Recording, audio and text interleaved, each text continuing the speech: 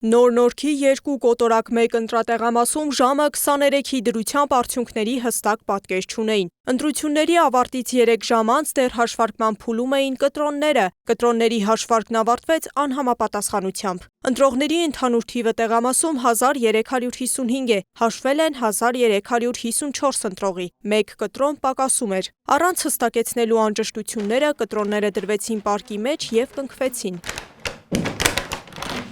Բայց սա այս ընտրատեղամասի միակ խնդիրը չէր։ Չօգտագործված քվեաթերթիկները ընտրության ավարտից հետո ժամեր շարունակ խցիկների ներսում էին։ Օրենքով սահմանված կարգով դրանք ընտրությունների ավարտից հետո պետք է լցվեին պարկի մեջ և կնքվեին։ Հանձնաժողովի նախագահը պարզաբանեց՝ մի մասը չեն հասցրել լցնել պարկերի մեջ։ 8-ից մի քիչ անց, այսինքն այդ ընթացքում պետք է թույլ տանք, որպեսզի ընտրողները իրենց ընտրությունը կատարեն, նոր դուրս գան, անկախ նրանից ժամը 8:05 է, թե 8:10, իրենք պիտի ավարտեն իրենց քվեարկությունը, քանի որ մինչև ժամը 8-ն են մտել ընտրատեղամաս,